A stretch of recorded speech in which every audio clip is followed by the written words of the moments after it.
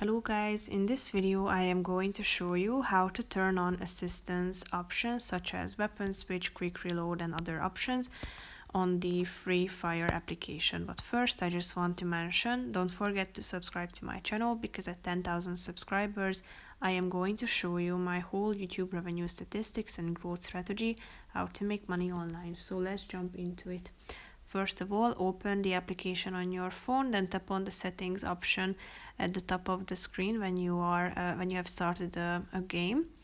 So click on it in the left side of the screen and then go to the controls section in the left side column.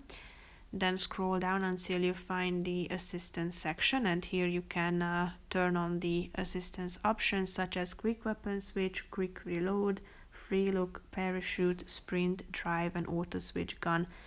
All you have to do is tapping on the relevant buttons. So if you want to turn them on, click on the on options next to it.